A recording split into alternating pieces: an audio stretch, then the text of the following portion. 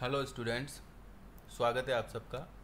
आज हम class 12th biology की यूनिट 9 अध्याय 35 मेंडल के आनुवांशिकता के नियम का अध्ययन करेंगे। मेंडल के आनुवांशिकता के नियम या आनुवांशिकता से संबंधित जो भी बातें हैं वो जीव विज्ञान की एक पृथक शाखा के अंतर्गत पढ़ी जाती है जिसे आनुवांशिकी कहते हैं। तो मेंडल के आनुवांशिकता के नियमों को पढ़ें उससे पहले हमें इससे संबंधित सामान्य जानकारियाँ पढ़नी होगी ताकि हमें इस पाठ को समझने में ज़्यादा दिक्कत ना आए।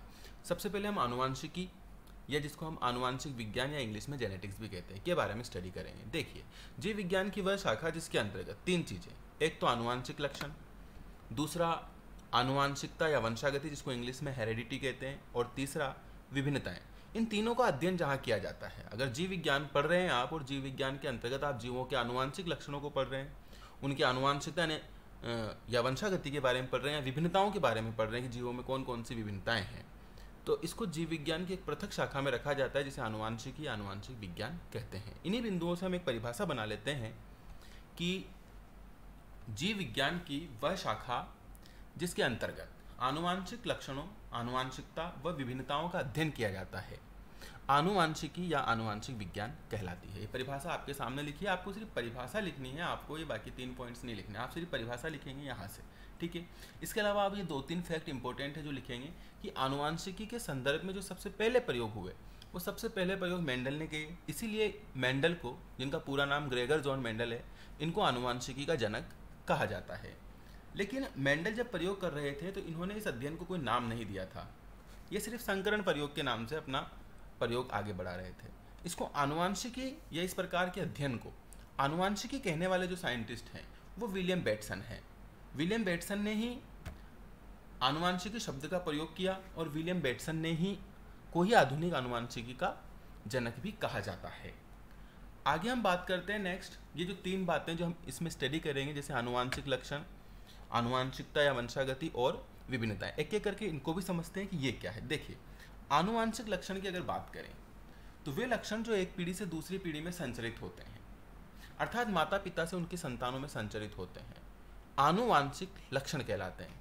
फॉर एग्जाम्पल, जैसे 2 जनक हैं, ये पिता है, ये माता है, इनके अपने अपने कुछ कैरेक्टर्स हैं। जैसे मान लीजिए पिता के कैरेक्टर्स हैं कि इसका रंग गोरा है, आंखें काली है, शरीर लंबा है और ये बहुत अच्छा खिलाड़ी भी है।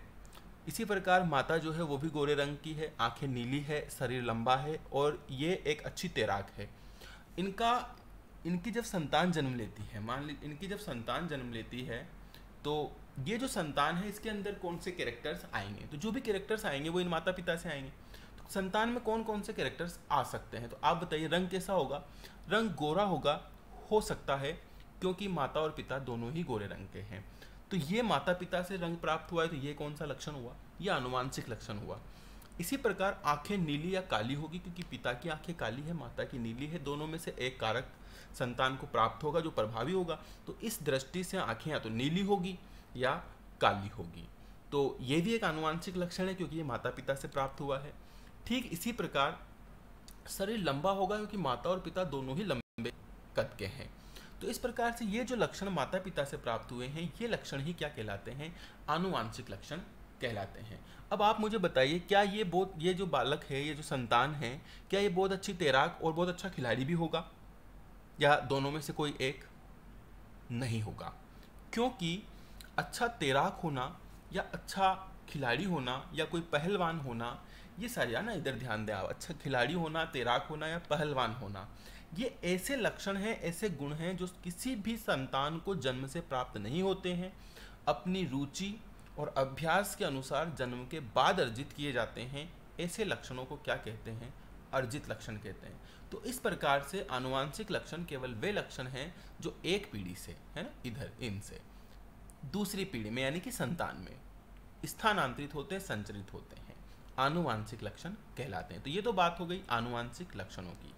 अब बात करते हैं हम आगे, दूसरा पॉइंट आनुवांशिकता या वंशागति का। देखिए, आनुवांशिकता या वंशागति क्या है, वो जो आनुवांशिक लक्षण हमने पिछली स्लाइड में पढ़े थे उन्हीं आनुवांशिक लक्षणों का जो संचरण है, संचरण का जो गुण है, जो प्रक्रिया है, वो आनुवांशिकता या वंशागति कहलाती है। आनुवांशिक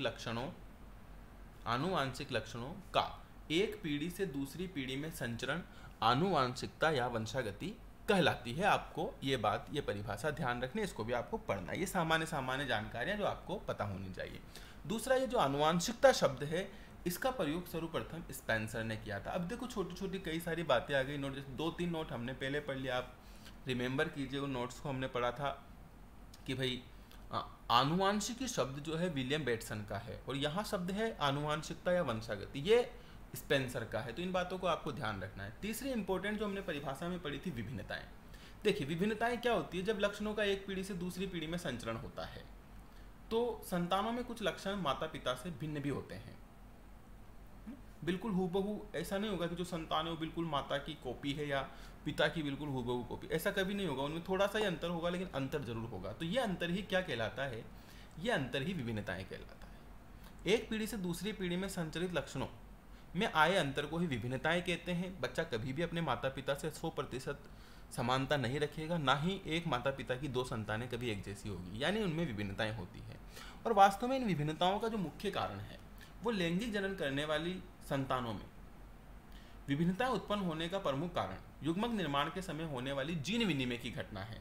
युग्मक निर्माण यानी जब माता में अंडाणु और पिता में जब शुक्राणु बन रहे होते हैं तो उनके जो गुणसूत्र जोड़े में होते हैं, वो जोड़े के गुणसूत्र जब पृथक पृथक होते हैं तो अपने जो ऊपर, उनके ऊपर जो जीन्स होते हैं, उन जीन्स का आदान प्रदान हो जाता है, जिसके कारण गुणसूत्रों के ऊपर जीनी संरचना में परिवर्तन आ जाता है और जो नई संतान होती है उसमें थोड़ा अंतर आ जाता है। हालांकि ये कोशिका विभाजन का टॉपिक है, उस पर हम यहाँ ज़्यादा डिस्कस नहीं करेंगे, लेकिन अगर कभी पूछ लिया जाए कि सजीवों में विभिन्नताएं उत्पन्न होने का प्रमुख कारण क्या है, तो आपका जवाब जो है ये जीन विनिमय होगा। तो ये थी सामान्य जानकारी आनुवांशिकता के नियमों से संबंधित। इसको हम याद करेंगे, प्लस ये सारा आपके सिलेबस में भी है, इसलिए आप इसको तसल्ली से पॉज करके